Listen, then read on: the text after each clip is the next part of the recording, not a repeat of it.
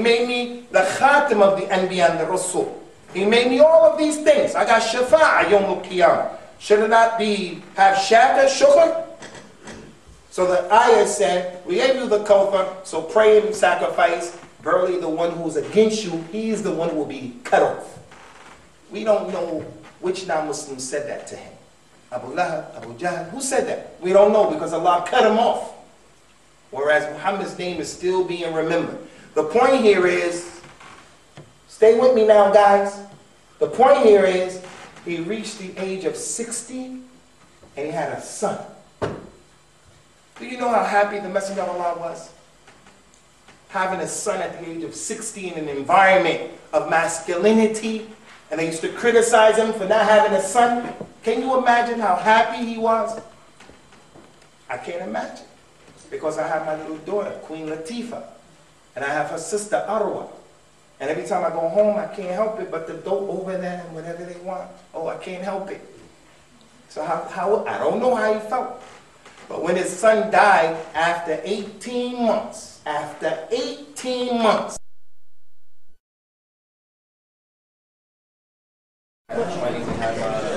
for the Q&A session.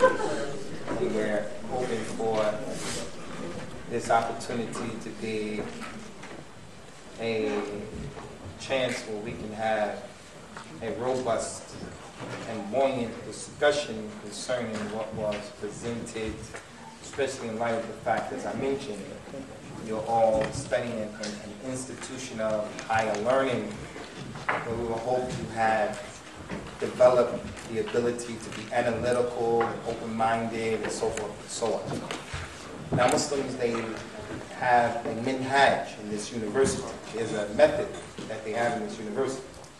Part of the method is when you come in the first year as a fresher, we call them freshmen in America. The first year, they teach you the main basic building blocks of your takhassus, your specialty. They don't start you off on the fourth year information, third year information. And when you come in the second year, obviously, they're going to build up and out on the first year. So this is part of the sunnah of Allah. You have to always remember, when these brothers are young, this is what we tell the people who are trying to give dawah in this country. Take it easy. Look at the Messenger of Allah, sallallahu alaihi wasallam, and look at his minhaj in dawah in Allah. His minhaj, his method. He didn't come at the people in the beginning of Islam in Mecca, fighting the people, having confrontations with the people, threatening the people when he was in a position of weakness. He never gave the people an opportunity, never gave them the weapons, the ability to look at him and say, Muhammad, you did this, you did that. No, you're a terrorist, Muhammad. His practical dawah dispels the lie and the myth that Islam spread by the sword. Too many examples that Islam didn't spread by the sword. Contrary. Before he became a Nabi, they called him Muhammad al-Amin. Al-Amin. Then when he made hijrah to Mecca, to Medina, he left Ali ibn Abi Talib behind. And he told Ali ibn Abi Talib, all of these amanat, the trust that these non-Muslims left him, they used to leave their money with him. All of their money was with him. He could have taken all of their money and ran off to Medina and said, and you people killed my companions, you stopped me from making money. He said, Ali, you remain behind, stay in my bed. Him and Abu Bakr, they made hijrah. When the people came to kill Ali, they saw Ali was in the bed, which required a lot of iman and strength from Ali. And we love Ali, the people of Ahlul Bayt, but not like some of the people who were overboard. Anyway, the point is, had he stole their money and ran off to Medina, they would have said, Muhammad is a thief, stole our money. Look at it. But that's not how he was. His minhaj is different. Very quickly, we're going to go through these questions, inshallah. And what I do is I like to answer questions with dalil, Quran and the Sunnah, if I know. If I don't know, I say, Allah. As for answering questions just from my mind, you have to be careful in that situation. People who answer questions just from their mind, and they can't reference it back to the Kitab and the Sunnah, it's a problem. And we don't want that Islam anymore. We don't want Islam where the khutbah on Friday is in Urdu, and we don't know Urdu. It's in Arabic, and we don't understand Arabic. We want to know what the Imam is saying, the benefit, not that cultural Islam. We need to be out by 8:20.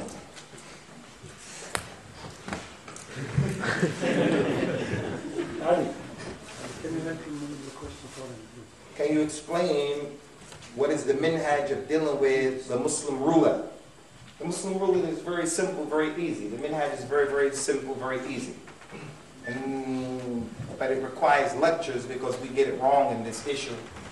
Prophet sallallahu alayhi wa ala alihi wa sallam told us to obey the ruler when we're active and when we're inactive, and what we like and what we dislike, and in good times and in bad times.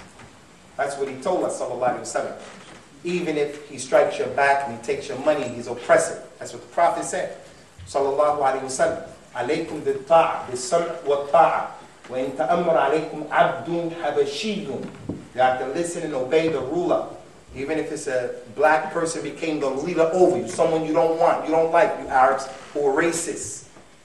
That's what the Prophet told us. Allah Ta'ala mentioned in the Quran, يا أيها الذين آمنوا أطيعوا الله وأطيعوا الرسول وأولي الأمر منكم. Obey Allah, obey His Messenger, and those who have been put in authority over you. And those who have been put in authority over you. Now, what happens when the ruler is a bad guy?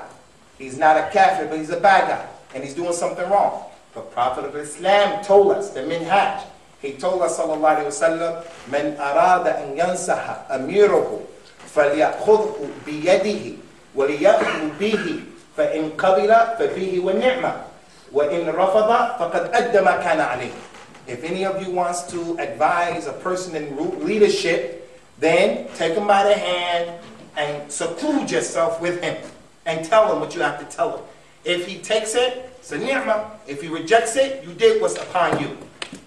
Now some people, as you sit there, you may say, no, there's all these rulers. You are the ruler when you get married to your wife. You're in the position of leadership when you get married to your wife. Your wife knows that you are looking at pornography on the internet. Your wife knows that you're smoking weed. Your wife knows that you're committing zina. Your wife knows that you're doing this, you're doing that, and you're not doing this, you're not doing that. You call me, the Fadilat al-Akh, him. We come to your house for lunch. Your wife prepares the food. When we're about to eat, your wife comes to the door and says, yeah, Ikhwan, you know your brother, my husband, he's doing pornography, this, that. You're going to say, you're divorced. And rightly so, because what she did is not correct. She's not supposed to argue with you in front of the children. You're the imam, you're the leader. She's not supposed to do that in front of the children. Nor is she supposed to expose you like that. She has to do it a different way, minhaj. So what we want to do is, we want to make the ruler one way of dealing with him, and we want to make it a different way of dealing with ourselves.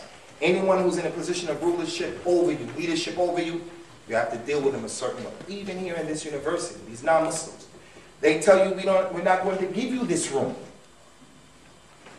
You can't revolt against them and make all this fitna. You can go for your rights, but there's a way to do things.